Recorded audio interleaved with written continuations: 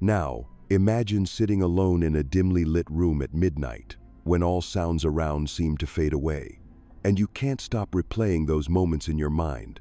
Warm smiles interspersed with chilling silences, sweet words followed by invisible distances, making your heart flutter and then sink in endless confusion. You feel an emotional whirlpool, where love seems like a game full of contradictions, and you wonder, why can they be so close, then suddenly become distant, cold, and inconsistent? That's exactly how people with an avoidant attachment style express love. A love entirely different from what we often imagine, not through direct warmth or closeness, but through sturdy defensive layers, where outward coldness hides a deep-seated fear of losing emotional control. They aren't emotionless. On the contrary, when truly in love, they're caught in an internal battle between the desire for connection and the obsession with vulnerability, leading them to build invisible walls to protect themselves from being overwhelmed by intense feelings. This creates a mystery, making you curious to explore deeper, while feeling understood when realizing that these contradictions aren't your fault, but their way of coping with past fears.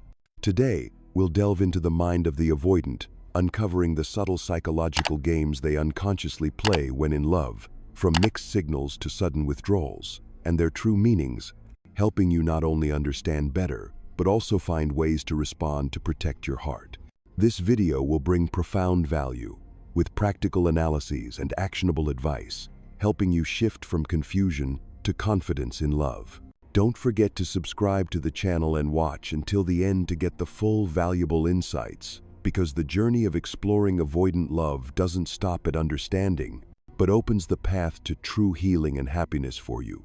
And from those mysterious images, where the avoidant's love is hidden behind a shell of coldness and contradiction, making you curious and confused about those elusive signals, now let's delve deeper into their behavior to explore why, when truly falling in love, they choose to withdraw instead of drawing closer, an action not stemming from indifference, but from a profound fear of intimacy. Imagine being in their position. When the heart begins to stir for someone special, everything seems to become a fierce internal battle between the desire for connection and the obsession with hurt, where closeness isn't a source of warmth, but equates to the risk of being engulfed by emotions. As love grows stronger, instead of embracing it naturally, the avoidant unconsciously creates emotional distance, like an instinctive self-defense reflex, making them suddenly busy, less communicative, or even spiritually distant without clear reason, leaving you with a lingering ache as you wonder if that affection truly exists or is just an illusion. This isn't how they punish you or show lack of care. On the contrary, it's a mechanism to protect themselves from what they see as a threat, because in their mind, intense love can lead to loss of control, opening the door to the pain of rejection or abandonment. You might feel the aching pain when thinking about it. A pain not dramatic but persistent and enduring, like scratches accumulating into deep wounds, causing the avoidant to step back just as emotions become too strong, fearing that if they let that love explode, they'll be swept away without a way to save themselves. The most surprising thing is when you realize that this withdrawal behavior isn't due to a lack of feelings, but on the contrary, because those feelings are so immense as to be frightening, leading them to link love with the risk of hurt, a link formed from turbulent childhood experiences. Let's rewind to those tender years, when a child grows up in an environment where emotional closeness isn't always met with warmth.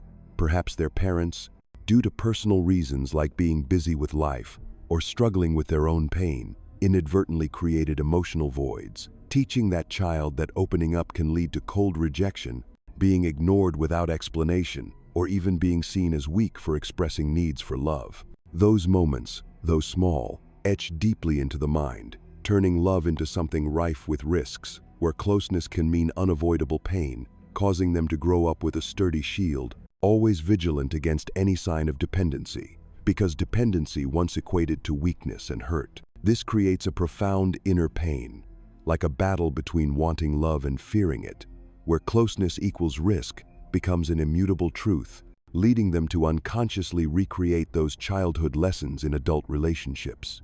You might be surprised when discovering that behind that cold exterior is a soul once deeply wounded, not because they don't want to love, but because they fear love will repeat old scars, choosing self-protection through distance instead of risking openness. That deep empathy might creep into you, helping you blame yourself less when understanding that their behavior isn't a reflection of your value, but a consequence of painful past experiences where being rejected or abandoned taught them that love can be a great source of pain. Imagine that aching pain, a child once reaching out for attention only to receive indifference, once opening up only to be pushed away, causing them to grow up with a fortified shell, always wary of dependency, for dependency meant weakness and hurt.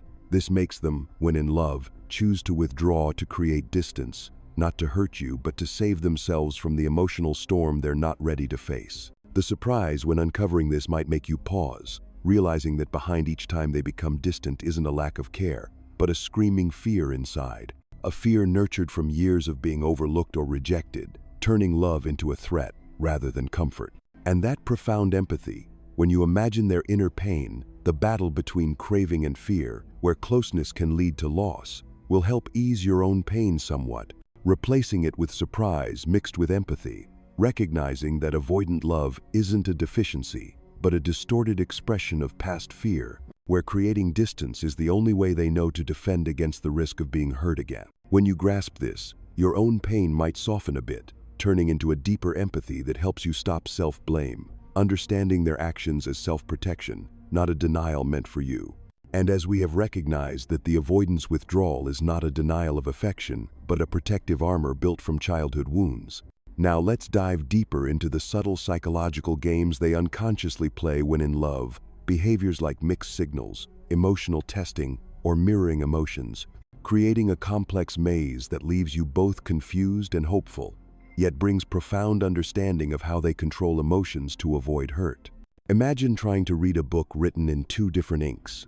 One day, the avoidant opens up, sharing personal stories with a warmth that makes you feel like you've touched their heart, as if you're the only one they trust. But the next day, they abruptly shut the emotional door, becoming distant, cold, or even indifferent, leaving you feeling lost in a dream unsure of its reality. These mixed signals, warm one moment, aloof the next, are not random, but their way of regulating emotional intensity, like a captain trying to keep a ship on course through a storm. They might send a loving message at midnight, making you believe they truly care, but when you respond with equal enthusiasm, they go silent or reply curtly, as if denying the previous moment of closeness. This creates a whirlpool of confusion, making you endlessly analyze every word, every action, wondering if you misread them or if that affection truly exists. But the truth is, these mixed signals are how they maintain a safe distance, an emotional buffer ensuring they never fully expose their heart, because for them, exposure equals the risk of hurt. Another psychological game they often play is emotional testing, where they suddenly withdraw, perhaps not answering messages, canceling plans without explanation, or becoming distant without warning, as a way to gauge your reaction. They don't do this to manipulate, but because deep down, they want to know if you'll chase them, try to pull them back, or give up and walk away. This test stems from a deep fear that love might vanish if they become too dependent, and they need to confirm that you'll still be there, even when they're not easy to love. You might feel confused, even hurt, facing that sudden silence, wondering if you did something wrong or if they've lost interest. But in reality, their withdrawal is a way to seek safety, testing whether your affection is strong enough to withstand their silences. Another complex behavior is emotional mirroring, where they reflect your energy and emotions instead of expressing their own. If you show love, they might respond with similar warmth, but only after you've spoken first. If you pull back, they retreat too, as a way to stay safe without revealing their true feelings. It's like they're dancing an emotional tango, always letting you lead, never risking the first step, because to them, expressing emotions first is too great a risk, potentially leading to rejection or misunderstanding. You might feel confusion mixed with hope when realizing these behaviors aren't signs of indifference, but their way of controlling emotions to protect themselves, like someone walking a tightrope, balancing between the desire for love and the fear of hurt. These aha moments bring deep understanding, revealing that behind the contradictions is a heart wrestling with itself, sparking hope that, with the right response, you might shift the relationship's dynamic. The advice here is not to chase them or force closeness, as that only pushes them further away. Instead, stay calm and grounded, like a steady lighthouse amidst a storm, showing them that love isn't a threat, but a safe space for them to gradually lower their defenses. When you maintain emotional balance, not overreacting to their coldness or chasing their withdrawal, you create a space where they can feel safe to approach, step by small step, without fearing loss of freedom. This understanding not only eases your confusion about their complex behaviors, but also ignites hope that, with patience and confidence, you can foster a relationship where both feel respected and safe, without needing to play psychological games for self-defense. And as you've understood the avoidant's intricate psychological games, from mixed signals, emotional testing, to mirroring emotions, as their ways of shielding themselves from the fear of hurt, now let's shift toward practical steps where you can reclaim control over your own emotions, not by trying to break down their walls, but by creating a safe space where your calmness and stability become the key to encouraging them to gradually open up, bringing a sense of liberation, encouragement, and confidence to both sides. Imagine standing before a raging wave, where each attempt to dive in and grasp it sweeps you away. Instead of confronting it directly, learn to stand firm on the shore, letting the wave calm over time, and that's exactly how you handle the avoidance inconsistency. Don't chase them when they withdraw.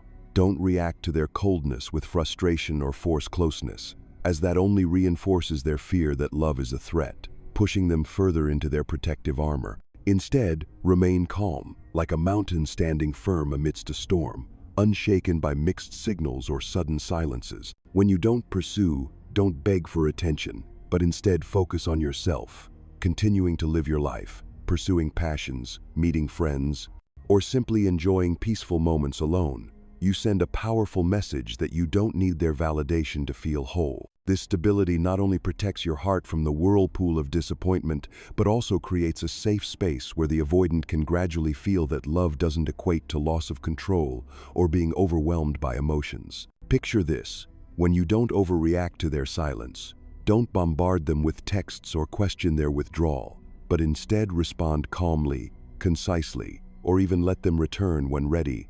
You show them that love can exist without demanding they surrender their freedom.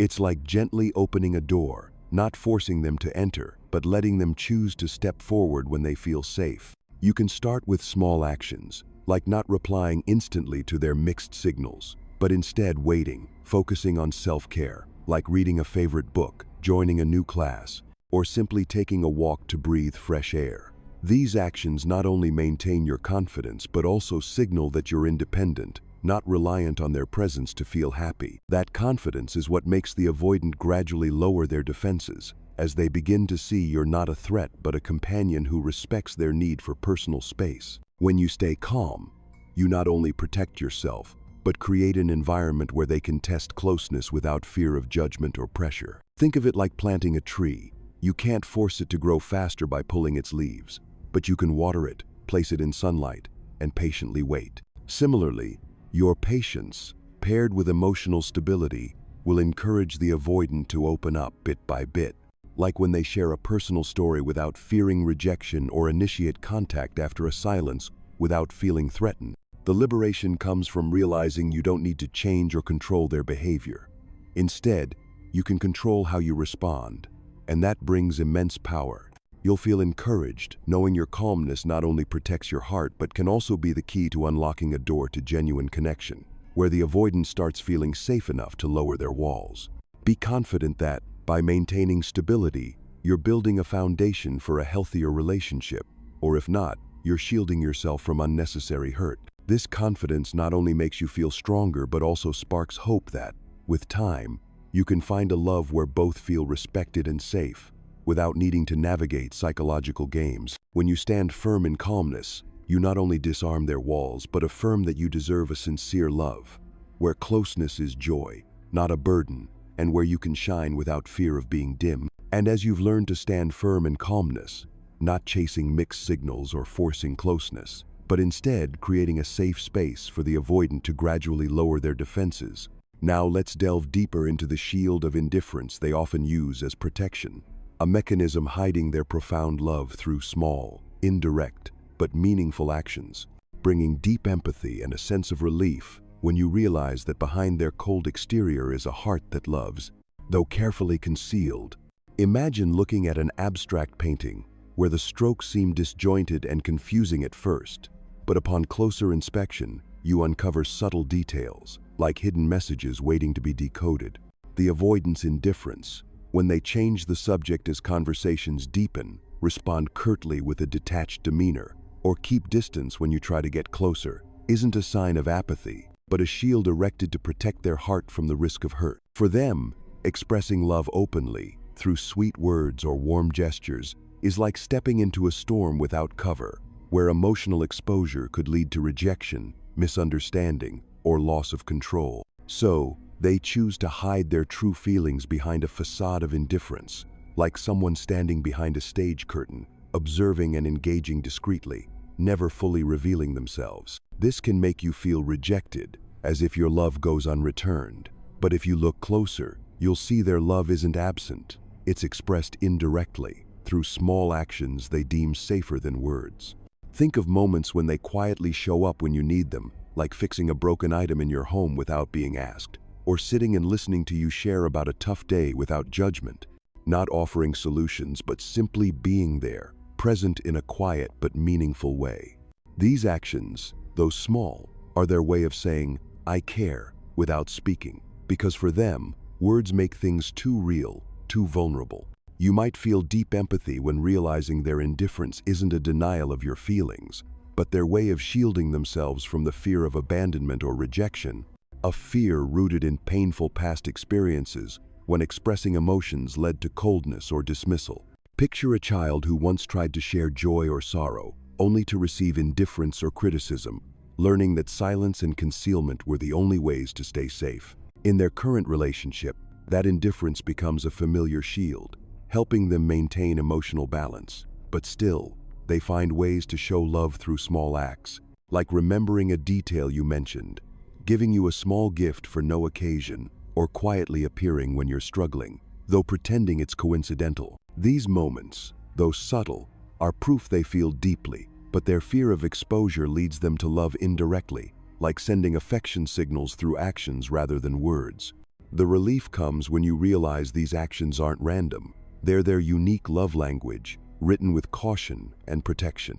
This eases the sting of rejection, as you begin to see their heart through the cracks of their shield, like light filtering through a half-closed door. When you understand their indifference as a coping mechanism for fear, you feel comforted, realizing they're not uncaring but loving in the safest way they know. Try noticing these small moments, the way they quietly stand by you in tough times, how they remember your preferences without admitting it, or how they show up when you need them most, despite their calm exterior. These are evidence of their affection, though hidden behind indifference, and recognizing this brings deeper empathy, not just for them, but for yourself, as you stop blaming yourself for not breaking their walls.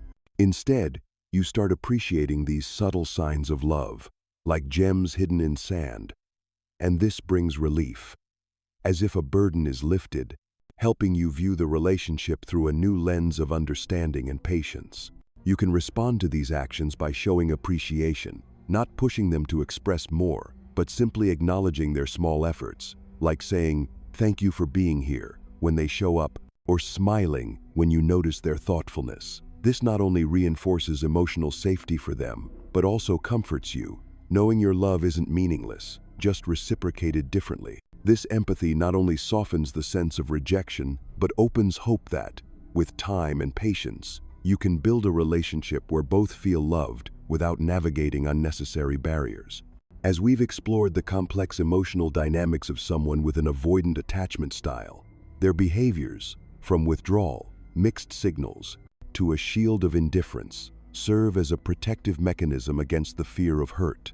To better understand how they interact in relationships, let's compare them with those who have an anxious attachment style, a contrasting yet often mutually attracted dynamic, creating a challenging but potentially healing emotional cycle if handled correctly. Both styles stem from childhood experiences, but their expressions of love, responses to intimacy, and impacts on partners are starkly different.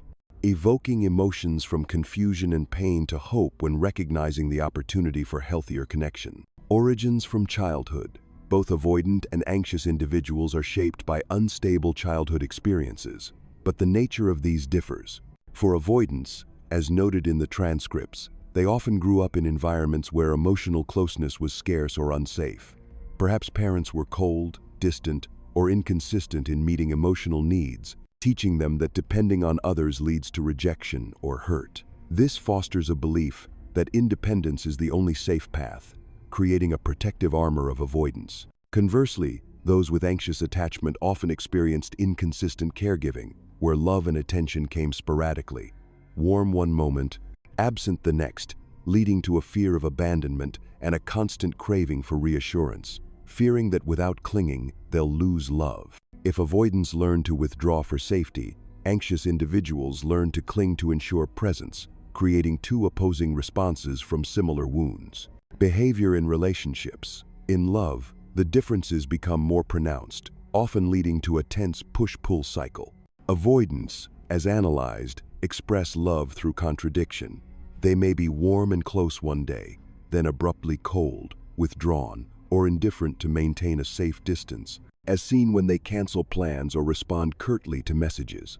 Their love shows indirectly through small actions, like fixing something or listening without judgment, avoiding emotional exposure. In contrast, anxious individuals express love intensely and directly, seeking constant validation.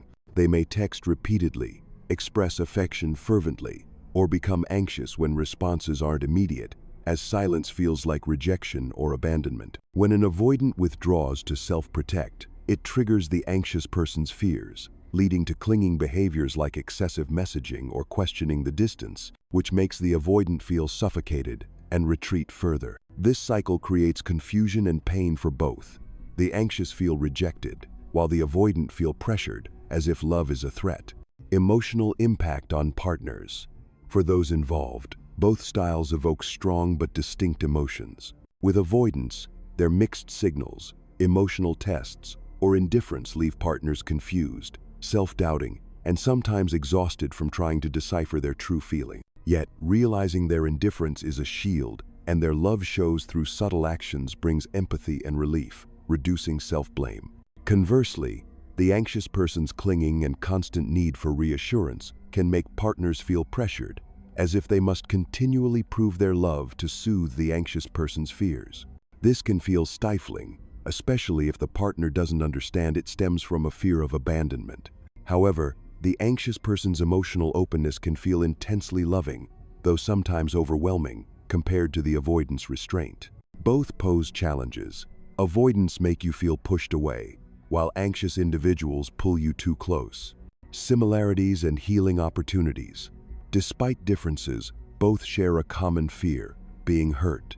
Avoidants fear losing control and independence, while anxious individuals fear losing love and connection. When these styles meet, they often trigger each other's fears, but this also opens healing opportunities if both recognize their dynamics.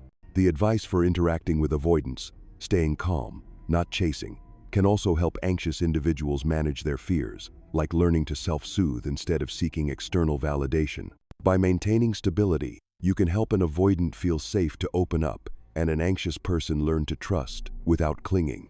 This understanding brings encouragement and hope, showing that, despite different wounds, both styles have the potential to move toward a more secure relationship where love is not a battle but a genuine companionship. And as you've explored the nuanced journey of interactions between those with avoidant and anxious attachment styles, recognizing that their contrasting behaviors, from the avoidant's discreet withdrawal to the anxious person's fervent clinging, stem from deep-seated fears of hurt, now is the time to close with a powerful message of self-affirmation and hope, encouraging you to step forward with confidence to choose healthy relationships and honor your true worth. Imagine standing on a hill, the sunset casting a golden glow on the horizon, and in that moment, realizing you're not defined by how an avoidant pushes you away or how an anxious person pulls you too close. You are an independent soul, deserving of a love where connection is joy, not a battle riddled with doubt or pressure. You don't need to keep chasing mixed signals or meeting endless demands to prove your value. Instead, Stand firm in the confidence that you deserve a relationship where both choose each other sincerely, where your presence is cherished without needing to fight for recognition. Picture shedding an old, heavy coat that once kept you in a cycle of self-doubt and donning a new, light one, woven from self-respect and compassion for yourself. You have the right to choose companions who see the light in you, who neither fear closeness nor flee from it, but are ready to hold your hand to build a shared journey where both feel safe and loved. I see your strength, even if you felt lost in emotional contradictions or moments of wondering if you're enough. That strength lies in how you've patiently learned, how you've chosen to rise after hurts, and how you still open your heart to believe in love, despite past setbacks. Hold on to the faith that the best is waiting for you, not in some distant place, but in your next steps, as you choose to honor your heart by setting boundaries, caring for yourself, and opening the door to healthier relationships. This journey isn't just about finding a partner, but about rediscovering yourself, a radiant, resilient, and hopeful version, ready to embrace love not as a psychological game, but as a gift given and received with sincerity. So, walk forward with your head held high, knowing you're not defined by being pushed away or pulled too close, but by how you choose to love yourself and build a future where love is a source of strength, not pain. The best is waiting for you, and it will come when you dare to believe in your worth and open your heart to authentic connections where your heart is fully cherished.